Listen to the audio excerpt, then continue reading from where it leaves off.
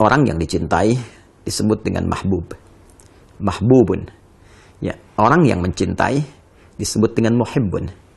Kalau kita ingin satukan keduanya, mencintai dan dicintai, maka kalimatnya berubah menjadi habibun. Habib, orang yang dicintai.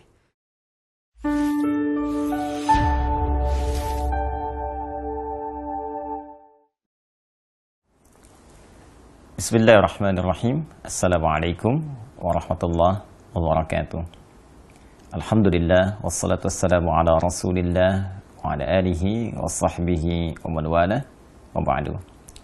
Saudara-saudariku, terdapat satu keterangan yang sangat menarik di dalam kitab Al-Kasyaf, ya, karya Al-Imam Zamakhsyari atau Mahmud bin Umar Az-Zamakhsyari Al-Khawarizmi. Kitabnya Al-Kasyaf an Haqa'iqit Tanzil wa Ayunil Aqawil fi Wujuh At-Ta'wil, atau sangat populer dengan sebutan Al-Kasyaf, di jilid yang keempat di halaman 297. Keterangan terkait dengan tafsir pembuka surah An-Najm, surah ke-53 urutan dalam mushaf Al-Quran, ketika menguraikan tentang pembuka di ayat Wan Najmi Idza Hawa, ayat pertama di surah ke-53 surah An-Najm. Dari sekian banyak pendapat, terkhusus 3 pendapat populer di kalangan para ulama tentang Wan Najmi Idza Hawa, ada yang menafsirkan dengan bintang Thuraya atau kejora, ada yang menafsirkan dengan tetumbuhan yang mulai jatuh, ada pula yang menafsirkan dengan turunnya Al-Quran secara bertahap. Namun demikian, ada keterangan yang sangat menarik yang diungkap oleh Al-Imam Az-Zamakhsyari dalam kitabnya ini. Mari coba kita simak dan kita bacakan bersama. Bismillahirrahmanirrahim. Wa an Urwah ibn Zubair radhiyallahu ta'ala anhu, ya, dari Urwah bin Zubair, semoga Allah meridai beliau. Beliau menyampaikan anna Utbah ibni Abi Lahab, bahwa Utbah bin Abi Lahab, Utbah ini satu di antara putranya Abu Lahab. Ya, jadi Abu Lahab itu punya putra, ada yang bernama Utbah, ada yang bernama Utaibah. Dan keduanya, ya, pra-Islam, pernah menikah dengan 2 putri Rasulullah SAW. Utbah menikah dengan Ruqayyah radhiyallahu ta'ala anha, sedangkan Utaibah menikah dengan Ummu Kulthum radhiyallahu ta'ala anha. Dikisahkan di sini tentang Utbah bin Abi Lahab. Wa kanat tahtahu bintu Rasulillah sallallahu alaihi wasallam. Diterangkan seperti apa yang saya tadi utarakan. Nah, sedangkan Utbah ini adalah suami dari putri ya Rasulullah SAW, yaitu Ruqayyah radhiyallahu ta'ala anha, Sayyidah Ruqayyah. Aradal khuruja ila Syam. Satu kali Utbah ini hendak bepergian ke Syam. Ya, Syam itu wilayah yang cukup besar sekarang, setidaknya mencakup 4 negara. Ya, jadi sekarang itu ada Syria, ya, di Syam, kemudian Lebanon, kemudian ada Palestina dan Yordania. Jadi wilayah Syam. Satu kali Utbah hendak keluar, ya, menuju Syam. Faqala la'atiyanna Muhammadan sallallahu alaihi wasallam fala'udhiyannahu.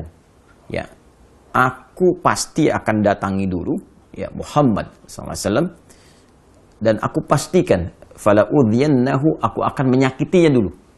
Ya, jadi dia berniat sebelum berangkat ke Syam ini ingin mendatangi Rasulullah sallallahu alaihi wasallam dan hendak menyakiti beliau. Jadi berniat dengan serius ingin menyakiti Rasulullah SAW. Fa'atahu, maka kemudian ia mendatangi Rasulullah SAW. Faqala, dan dia berkata, ini ke ayah mertuanya, ya, sekaligus bahkan ke kerabat terdekatnya, karena Abu Lahab itu pun adalah paman Rasulullah SAW. Apa yang dia katakan? Ya Muhammad. Nah, ini tak ada sopannya, karena berniat menyakiti, bahkan tidak memanggil dengan panggilan yang sopan. Ya Muhammad, wahai Muhammad SAW, huwa kafirun bin najmi idza hawa, wa billadzi dana fatadalla. Dia menunjuk dengan kata ganti ketiga, mewakili dirinya. Dia, si Utbah itu katanya, ini kalau sudah menggunakan kata seperti ini bentuk perendahan. Jadi seakan-akan tidak menganggap kehadiran Rasulullah SAW. Dia menunjuk dirinya besar dan berkata, dia, tahukah engkau Muhammad SAW, dia si Utbah itu, anaknya Abu Lahab. Padahal dia yang berkata, ya, kafirun bin najmi idza hawa. Orang yang ingkar bin najmi idza hawa. Ya, di sini kalau kita artikan tadi kepada 3 arti yang semula, diantaranya Al-Quran yang diturunkan, ya, dia berkata, Utbah itu ingkar terhadap seluruh wahyu, ayat-ayat yang diturunkan ya kepadamu Muhammad sallallahu alaihi wasallam. Wabilladzi dana fatadalla, ya, dan juga ingkar terhadap yang mendekat kepadamu dan menurunkan wahyu. Nah, ini Jibril alaihi assalam. Thumma, maka apa yang dia katakan? Pertama, dia mengungkapkan pengingkarannya terhadap risalah dan nubuwah Rasulullah sallallahu alaihi wasallam dengan bahasa yang sangat kasar. Kemudian thumma tafala fi wajhi Rasulillah sallallahu alaihi wasallam. Waliyadzu billah. Kemudian ia meludah, ya, melecehkan wajah Rasulullah sallallahu alaihi wasallam, meludah di wajah Rasulullah sallallahu alaihi wasallam, wa radda alaihi ibnatahu wa talaqaha. Kemudian mengembalikan dengan kasar putri Rasulullah sallallahu alaihi wasallam Sayyidah Ruqayyah dan menalaknya langsung di hadapan Nabi. Anda bayangkan, datang kepada Rasulullah, ya, dengan kalimat yang kasar, dengan pengingkaran yang tegas, meludahi wajah Nabi dan merendahkan putri Rasulullah SAW, dikembalikan kepada ayahandanya dengan cara yang sangat tidak terhormat. Ya. Maka apa yang terjadi?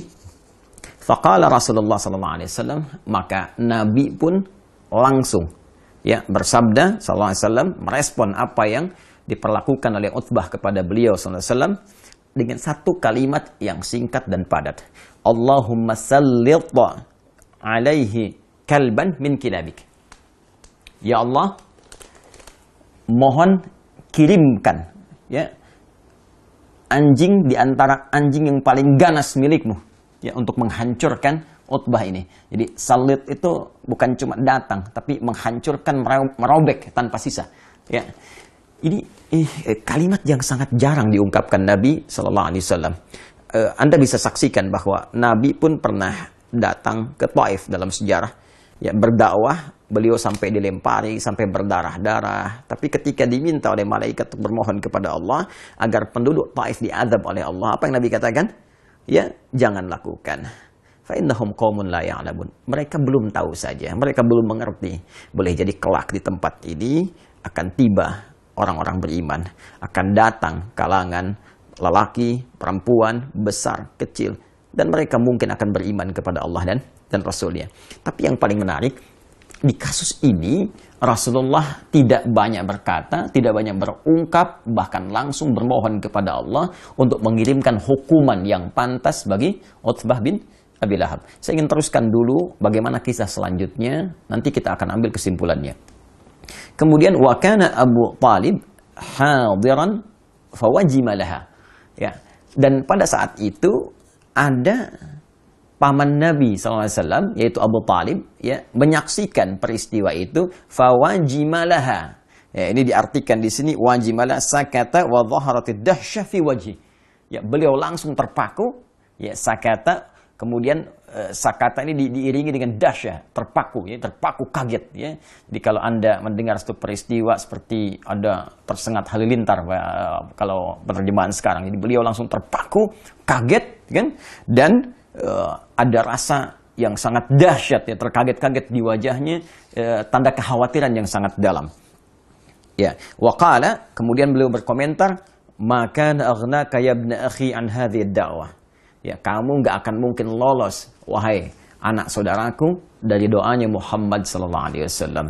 Jadi Abu Talib menyadari apa yang disampaikan Rasulullah SAW pasti terjadi. Ya, jadi saking kagetnya, karena ini beliau ini lembut. Rasulullah ini lembut, disakiti pada dirinya, kemudian juga ada yang melempari, menjahili, itu membalas dengan balasan yang sangat luar biasa beradab, sangat mulia. Tapi di kasus ini, itu Nabi sampai mengeluarkan kalimat doa yang sangat dahsyat, sehingga membuat keadaan Abu Talib terpaku.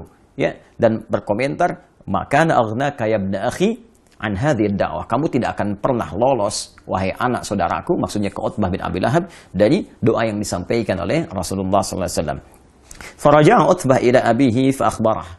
Maka Utbah pun pulang kembali, ya, menemui bapaknya dan mengabarkan apa yang telah terjadi. Ya, dia mengabarkan tindakannya dan respon Rasulullah sallallahu alaihi wasallam. Thumma kharaju ila Syam, kemudian mereka pun berangkat ke Syam. Ya, fanazalu manzilan, ya, maka mereka singgah di satu tempat, di satu rumah kediaman, fa asyrafa alaihim rahibun minad dair. Ya, maka menerima mereka, ya, salah seorang rahib, pendeta minad dair, ya, dari wilayah tersebut. Faqala lahum, maka pendeta itu berkata, mengingatkan kepada Abu Lahab, Utbah dan rombongannya, ya. Inna hadhihi ardun musbi'ah. Hati-hati. Tempat ini tempat yang tidak biasa, banyak binatang buas, ya. Ya, musbi'ah di sini ditafsirkan dzat siba' wa wuhush, ya, tempat yang banyak sekali hewan-hewan buasnya. Maka disampaikan oleh pendeta ini, di tempat ini hati-hati, banyak binatang buasnya. Ya, kemudian apa yang terjadi? Faqala Abu Lahab, maka Abu Lahab pada saat itu berkata li ashabihi, kepada kawan-kawannya, aghithuna ya ma'syara Quraisyin hadhil lailah. Ya, wahai orang-orang Quraisy yang ikut rombongan saat ini, tolong lindungi kami malam ini. Nah, jadi sebetulnya Abu Lahab pun dalam konteks ini, dia mengerti, menyadari tentang dahsyatnya doa Rasulullah SAW. Dan bila kita lihat urutan ini, ya, sampai ke level Abu Lahab pun sebetulnya meyakini risalah Nabi. Ya, dia mengakui ya Rasulullah itu orang yang benar, orang yang dibenarkan, risalahnya benar, hanya ya dorongan nafsu dunianya, dorongan mempertahankan kedudukannya, dorongan keduniaannya, ya, itu lebih tinggi yang dikerjai, dimanfaatkan oleh setan sehingga mengalahkan nilai-nilai kemuliaan dan kebeningan hatinya. Dan dia meyakini dengan doa Nabi sampai berkata, wahai ma'syara Quraisy, hei orang-orang Quraisy yang ikut rombongan ini, ya, tolong kami malam ini, lindungi kami. Ya. Apa yang dia katakan? Fa inni akhafu ala ibni da'wata Muhammadin SAW. Nah, ini buktinya. Ya, aku takut ini terjadi sesuatu kepada anakku akibat doanya Muhammad sallallahu alaihi wasallam. Fajama'u jimalahum wa anakhuha haulahum. Maka mereka pun mengumpulkan bahkan unta-unta mereka.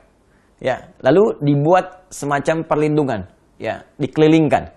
Jadi kalau kita ilustrasikan di sini Utbah, ya, Abu Lahab, kan, maka dikelilingkan ini. Ya, seperti taman. Makanya kalimat setelahnya itu, ya, wa ahdaku ya bi Utbah.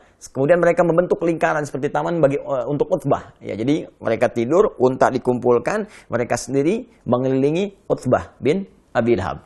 Ya. Apa yang terjadi? Nah, ketika mereka tidur terlelap itu, semuanya tidur terlelap, Utbah berada di tengah-tengah, dikelilingi oleh orang-orang Quraisy kafilah dagang tadi yang akan berangkat ke Syam. Kemudian faja'al asadu, tiba kemudian datanglah singa yang sangat buas, ya.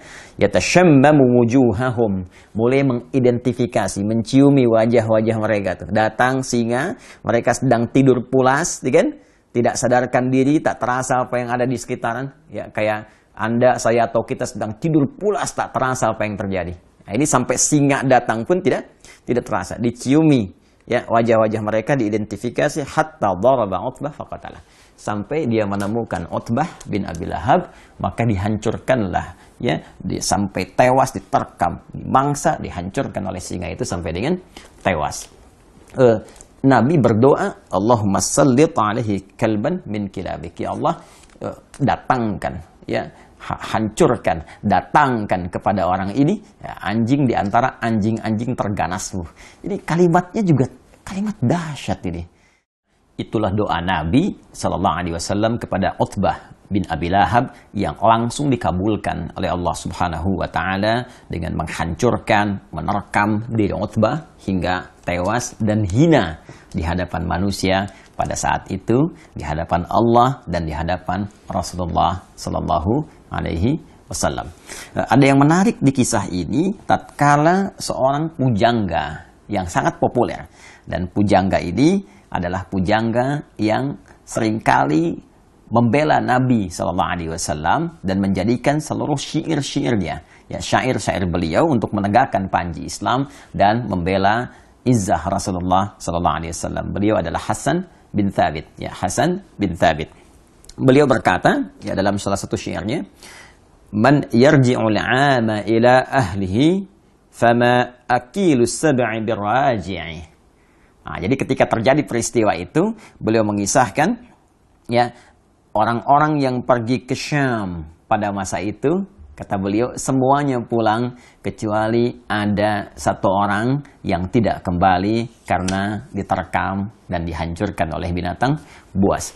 Nah, yang ingin saya sampaikan teman-teman sekalian di kisah ini adalah hal yang tadi sempat saya singgung di pertengahan uraian kami, bahwa Nabi itu orang yang sangat pemaaf, orang yang sangat mulia, orang yang selalu mengesankan kebaikan walaupun dalam konteks merespon satu hal yang menyakitkan. Beliau pernah disakiti dengan lemparan batu di Taif, seperti tadi sempat saya sampaikan. Beliau banyak dicela, disebut tukang sihir, disebut tukang syair, disebut orang gila, sampai banyak turun pembelaan langsung dari Allah Subhanahu wa taala melalui ayat-ayat Al-Qur'an. Tapi secara pribadi, beliau tidak pernah kemudian membalas, merespon kepada para pencelanya dengan respon yang kasar. Namun di kasus ini, beliau langsung berdoa kepada Allah untuk mengirimkan satu balasan langsung kepada orang yang menyakiti beliau pada saat itu. Dan yang paling menarik digarisbawahi, jangan kita lupakan bahwa yang disakiti pada saat itu bukan hanya fisik pribadi Nabi, tapi ada keterkaitan dengan belahan jiwa Rasulullah SAW, yaitu putri Rasulullah SAW, yaitu keturunan Rasulullah SAW. Jadi ternyata ada sementara ulama yang membaca peristiwa ini dengan satu pandangan yang sangat luas, dengan berkata bahwa Nabi SAW akan begitu peka dengan belahan jiwanya, akan begitu peka dengan keturunan dan keluarga besarnya. Jadi ketika ada yang menyakiti pribadi Nabi, Nabi bisa menahan. Nabi bahkan bisa mendoakan, ya, dengan hal-hal yang baik, yang ia bisa kembali kepada nilai-nilai kebaikan jika orang itu berniat untuk berubah. Tapi ketika yang tersinggung, ya, dari sisi Nabi adalah terkait dengan putrinya, terkait dengan keturunannya, dan dilecehkan di hadapan Rasulullah SAW, maka muncullah nilai-nilai yang tadi telah kita dapatkan, respon yang tidak biasa. Sehingga dengan itu dapat terbaca ketika Allah Subhanahu wa taala menurunkan satu ayat di dalam surah Asy-Syura. Ya, surah Asy-Syura di ayat yang ke-23. Ya, seakan Allah mengetahui perasaan Nabi ini yang tidak ingin terganggu dengan keluarga besarnya. Ya, yang tidak ingin dinodai keturunan beliau sallallahu alaihi wasallam, sampai Allah menurunkan satu ayat yang tidak biasa. Ya, perhatikan bagaimana Allah menyampaikan di ayat ini, surah ke-42, surah Asy-Syura di ayat yang ke-23. Dzalikal ladzi yubashshirullahu ibadahu alladzina amanu wa 'amilus shalihat. Ini dibuka dengan kalimat, demikianlah Allah memberikan kabar gembira bagi orang-orang yang beriman dan beramal soleh. Ini meneruskan pernyataan Allah di ayat ke-22-nya yang menjamin orang beriman, beramal soleh ditempatkan di Raudhatul Jannah, di taman-taman surga. Ya, namun setelah itu, perhatikan lanjutan ayatnya. Qul la as'alukum alaihi ajra. Ya, katakan Muhammad sallallahu alaihi wasallam kepada seluruh umatmu bahwa risalahku ini, dakwahku ini, aku sampaikan dengan tanpa mengharap imbalan apapun dari kalian. Aku tak berharap uang kalian, tak berharap harta kalian, tak berharap materi kalian. Illal mawaddata fil qurba. Ya, illal mawaddata fil qurba. Kecuali satu saja. Aku berharap cinta kalian kepada kerabat-kerabatku. Illal mawaddata fil qurba, kecuali cinta dari kalian terhadap kerabat-kerabatku, terhadap hubungan kekerabatan denganku. Mari kita lihat bagaimana komentar para ahli tafsir yang memberikan tafsiran di Quran surah ke-42 Asy-Syura di ayat ke-23.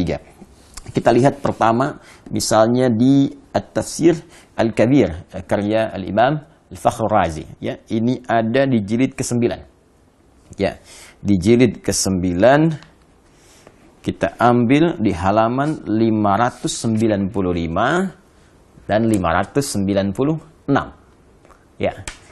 Nah, beliau memberikan penjelasan bahwa illal mawaddata fil qurba, yang dimaksud al-mawaddah fil qurba, kecintaan kepada kekerabatanku, beliau simpulkan itu ada tiga. Ya, tiga. Satu, bisa umatnya, ya, seluruh umat beliau yang mengikuti seluruh tuntunan Rasulullah SAW dengan benar. Ya, mengerjakan segala perintah, meninggalkan segala larangan. Ya, kita bisa lihat di sini. Ya, ada tafsiran demikian, kita bacakan. Nah, ini dia, ya. Fa in hamalnahu 'alal qarabah fahumul al, wa in hamalnahu 'alal ummah alladziina qabilu da'watahu fahum aidan al. Ya, jadi tafsiran pertama diartikan seluruh umat Rasulullah sallallahu alaihi wasallam yang mengikuti dakwah Nabi sallallahu alaihi wasallam, mencintai Rasulullah sallallahu alaihi wasallam, mengerjakan perintah-perintah Nabi, meninggalkan segala larangannya, maka mereka pun disebut dengan al, ya, keluarga besar Muhammad sallallahu alaihi wasallam dalam konteks pengikut dakwah dan risalah beliau. Ya, itu diikutkan pada firman Allah di Quran surah ketiga Ali Imran di ayat ke-31 di keumuman maknanya. Qul in kuntum tuhibbunallaha fattabi'uni yuhibbukumullah wa yaghfir lakum dzunubakum. Katakan Muhammad SAW, jika kalian semua umat-umat Muhammad SAW mencintai Allah, maka buktikan kecintaan itu, ya, dengan mengikuti tuntunan Rasulullah SAW. Ketika mengikuti tuntunan Rasulullah, maka dia dicintai oleh Allah seperti Allah mencintai Rasulullah SAW. Walaupun levelnya berbeda, tapi rasa cinta itu diturunkan. Karena Allah mencintai Rasulullah, mencintai pengikutnya, maka ada hubungan cinta yang menjalin kekerabatan antara Rasulullah dengan umatnya. Tafsiran satu. Tafsiran kedua diartikan pula dengan sahabat-sahabat Rasulullah SAW. Ya, ini terambil dari isyarat firman Allah, was-sabiqun as-sabiqun ulaikal muqarrabun. Ya, di surah Al-Waqiah, surah ke-56 ayat yang ke-10. Ya, was-sabiqun as-sabiqun, dan orang-orang terdahulu. Jadi jelas, was-sabiqun itu tafsir yang paling lebih mendekatinya, ya, bisa dikatakan lebih tepatnya itu kalangan para sahabat, ya, karena mereka disebut dengan as-sabiqun al-awwalun, orang-orang pertama yang masuk Islam, ya, ada 40 orang, ya kan? Setelah itu sahabat-sahabat lain menyusul, was-sabiqun as-sabiqun, ya, adapun golongan orang-orang yang awal-awal masuk Islam, golongan-golongan terdahulu, ya, ulaikal muqarrabun. Nah, merekalah yang kemudian didekatkan kepada Allah, didekatkan kepada Rasulullah SAW. Ini langsung penegasan dari Allah bahwa mereka termasuk muqarrabun, ya, orang-orang terdekat dengan Rasulullah SAW. Jadi yang kedua, Al-Imam Fakhrul Razi mengartikan illal mawaddata fil qurba. Qurba di sana dimasukkan sahabat-sahabat Rasulullah SAW. Nah, tapi yang paling menarik ada yang ketiga, dan ini menempati level yang tertinggi. Yaitu langsung keluarga besar keturunan Rasulullah sallallahu alaihi wasallam. Ya, baik, ya, semua tersambung dari Al-Hasan ataupun Al-Husain ridwanullahu alaihima, yang keduanya tentunya tersambung kepada Sayyidah Fatimah Az-Zahra, ya, putri Rasulullah sallallahu alaihi wasallam, istri dari sahabat mulia Ali bin Abi Thalib karamahullahu wajhah. Mari kita lihat teman-teman sekalian. Nah, di sini ada peterangan yang sangat menarik, ya. Warawa sahibul kasyaf, dan ini ada keterkaitan, ya. Pemilik tafsir al-Kasyaf Az-Zamakhsyari, ya, menyampaikan satu riwayat, ya, annahu lamma nazalat hadhil ayah, ya, tatkala turunnya ayat ini illal mawaddata fil qurba, ya, kemudian dikatakan kepada Rasulullah SAW, ya Rasulullah, wa ya Rasulullah, man qarabatuka haula'il ladzina wajabat alaina mawaddatuhum. Ditanyakan kepada Rasulullah ketika ayat ini turun, ya Rasulullah, siapakah yang dimaksud kerabatmu itu yang wajib bagi kami ini menyayangi mereka, mencintai mereka? Ya, maka apa jawab Nabi? Faqala, maka beliau berkata, yang dimaksud itu yang spesifik, ya. Faqala Ali wa Fatimah wa ibnahuma. Fathabata anna haula'il arba'ah aqarib an-nabi sallallahu alaihi wasallam. Ya, kata Nabi spesifik disebutkan, yang spesifik, ya, adalah Ali, Fatimah, dan putra dari keduanya. Dan tentunya ini mencakup keturunan-keturunan dari mereka. Jadi Nabi menempatkan keluarga besar beliau dalam konteks keturunan yang tersambung kepada beliau, itu di level pertama di al-mawaddah al-qurba, yang langsung memberikan jawaban kepada sahabat yang bertanya, siapa di antara ini ya mawaddah fil qurba, di antara kurba yang bagi kami wajib mencintai mereka, bagi kami harus menyayangi mereka, tidak boleh menyakiti mereka. Ya, maka dijawab oleh Nabi, di antara mereka itu level tertingginya adalah langsung keturunan dari Nabi sallallahu alaihi wasallam melalui jalur Ali bin Abi Thalib, Fatimah Az-Zahra, Al-Hasan dan Al-Husain. Kemudian wa idza thabata hadza wajaba an yakunu makhsusina bimazidit ta'zim wa yadullu alaihi wujuh. Maka Al-Imam Fakhr Razi ya mengomentari kalimat riwayat tadi mengatakan, maka dengan tetapnya keterangan ini yang tadi disampaikan dari jawaban Nabi sallallahu alaihi wasallam, maka mereka ya keturunan Nabi langsung dari Ali, Fatimah, Al-Hasan, Al-Husain ini harus menempati porsi tertinggi ya dari nilai kasih, cinta, perhatian, tak boleh disakiti dari 3 golongan yang tadi disebutkan. Ya, keluarga keturunan langsung dari Nabi, kemudian sahabat-sahabat Rasulullah, nggak boleh nyakiti sahabat-sahabat Nabi, nggak boleh mencela sahabat Nabi, menyayangi keluarga Nabi, keturunan Nabi, sangat diutamakan, bagus. Tapi saat bersamaan mencela sahabat Nabi, mencela Abu Bakar As-Siddiq, ya, mencela Umar bin Khattab, itu pun ditentang oleh Nabi. Ya, jadi menyayangi semua dzawil qurba yang terkait dengan Rasulullah, ya, baik itu umatnya level terbawah, kemudian naik ke atas sahabat-sahabatnya, dan yang paling utama adalah garis keturunan Rasulullah sallallahu alaihi wasallam. Bahkan ya Imam Fakhr Razi langsung mengomentari, ya, bahkan ini kita bisa dapati beberapa petunjuk kata beliau. Ya, di antara petunjuknya la syakka anna an-nabiy sallallahu alaihi wasallam kana yuhibbu Fatimah alaihi salam. Qala sallallahu alaihi wasallam, Fatimatu bid'atun minni, ya, Fatimatu bid'atun minni. Yu'dhini ma yu'dhiha. Fatimah itu belahan diriku, belahan jiwaku, ya. Maka siapa yang menyakitinya, dia telah menyakitiku. Ya. Siapa yang menyakitinya, dia telah menyakitiku. Dan bukanlah keturunan dari Fatimah Az-Zahra belahan dari jiwa beliau juga. Ya, bukankah Al-Hasan putra beliau, Al-Husain putra beliau, tentu itu belahan jiwanya. Dan keturunan dari Al-Hasan, keturunan dari Al-Husain, ya, para sayyid, syarif yang mendapatkan cinta, yang dicintai, itu keturunan ya langsung yang terurut nasabnya kepada Sayyidah Fatimah Az-Zahra. Dan ketika menjadi belahan jiwa Sayyidah Fatimah, maka menjadi belahan jiwa Rasulullah sallallahu alaihi wasallam. Ya. Ya, dan itu pun yang menjadikan bahwa ad-du'a lil al mansabun 'azimun. Walidzalik ju'ila hadha ad-du'a khatimat at-tashahhud fi as-salah wa huwa qawluhu Allahumma shalli ala Muhammad wa ala ali Muhammad. Karena itulah saking tingginya derajat mencintai keluarga besar ini pada level yang pertama sampai dijadikan doa dalam tasyahud. Allahumma shalli ala Muhammad wa ala ali Muhammad. Nah, yang ingin saya sampaikan saudara-saudariku bahwa ayat ini adalah ayat yang merespon bagaimana rasa cinta Nabi Shallallahu Alaihi Wasallam pada kerabat-kerabat beliau.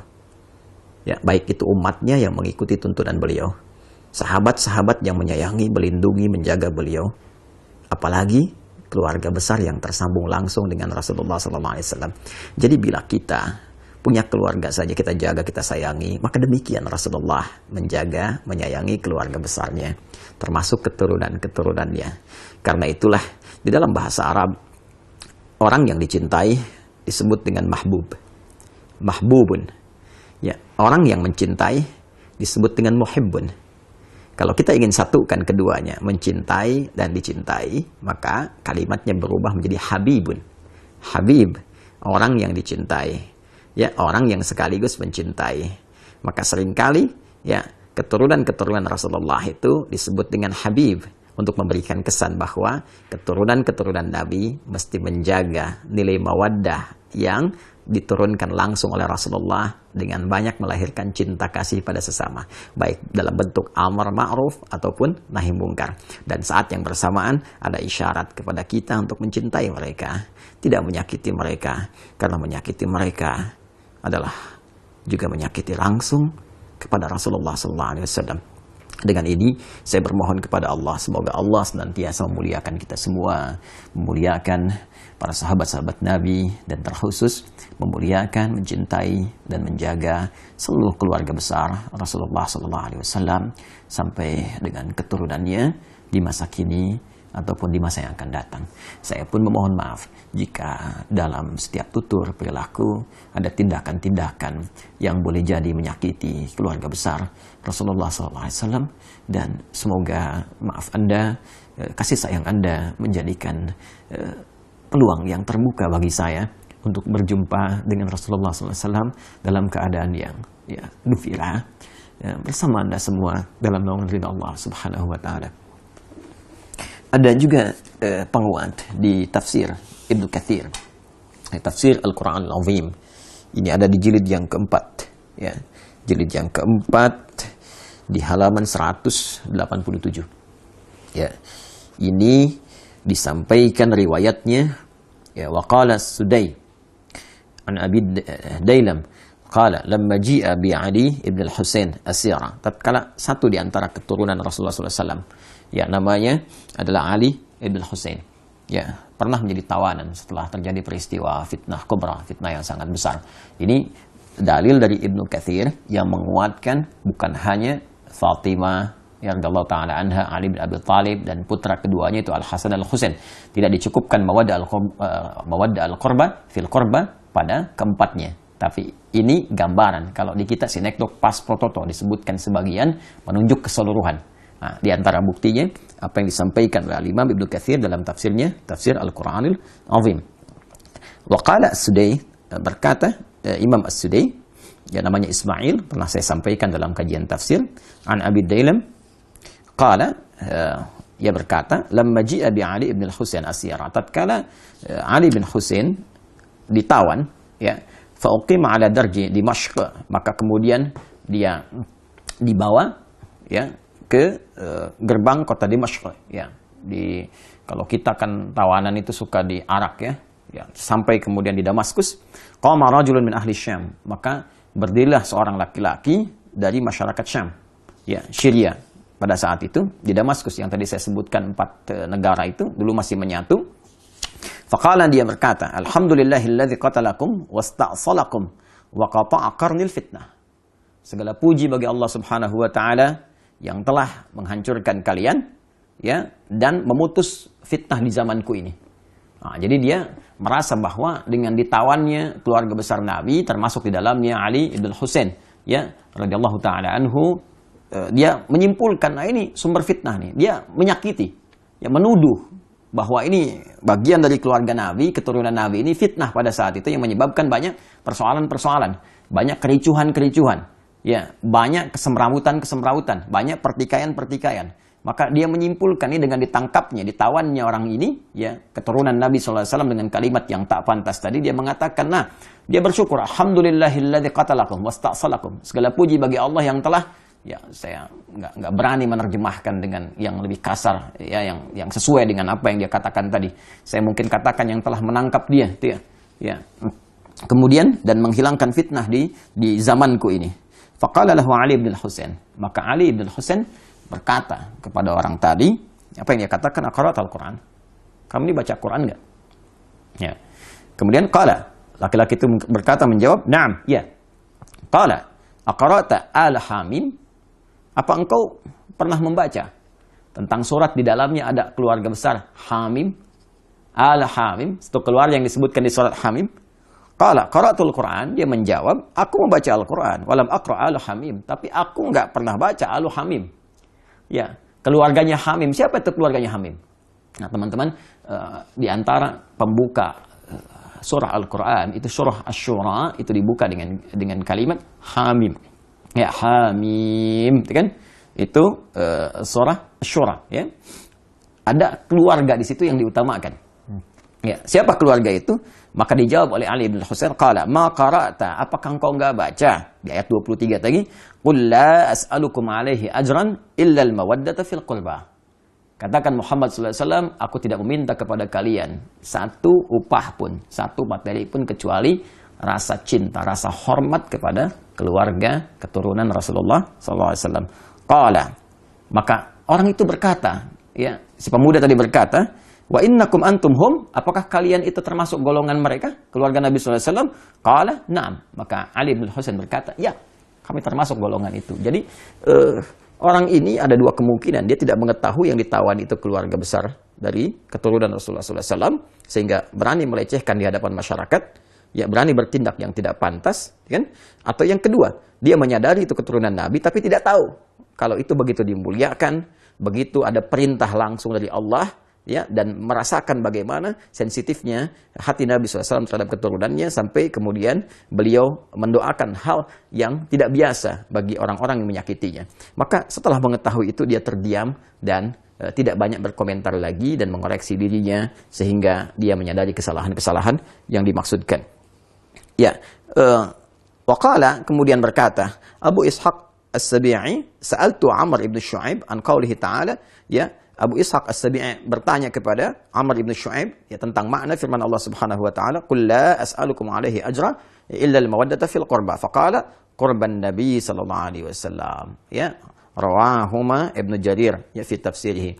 Maka dijawablah kemudian oleh Amr ibn Shu'aib, yang dimaksud di ayat ini spesifik, maksudnya adalah kerabat Nabi sallallahu alaihi wasallam. Jadi dari sekian tafsiran-tafsiran, ya, ada yang disepakati oleh para ulama yang dimaksud dengan kurba di sini. Ya, ada yang menyebutkan bahwa ini kekerabatan Nabi di kalangan Quraisy, ada, tapi juga yang menekankan ini adalah keterkaitan dengan keluarga Nabi. Tidak sedikit dari kalangan para mufassir yang memberikan kesimpulan bahwa wajib bagi kita umat Islam untuk saling menyayangi, mencintai, yang dengan kasih sayang itu menjadikan kita sebagai kerabat Nabi Sallallahu Alaihi Wasallam.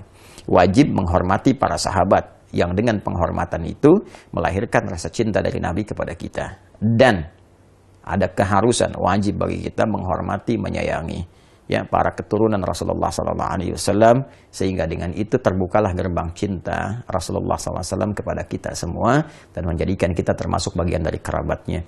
Pun demikian seluruh kerabat-kerabat keturunan Rasulullah SAW yang hidup sampai dengan kini juga wajib menjaga marwah, menjaga kehormatan, menjaga rasa cinta yang dititipkan oleh Rasulullah, sehingga dengan itu kehormatan yang disampaikan oleh Allah melalui Al-Quran pun ditegaskan melalui Nabi dapat terjaga dan terbawa hingga kembali kepada Rasulullah SAW. Al-Imam Fakhrul Razi bahkan memberikan gambaran.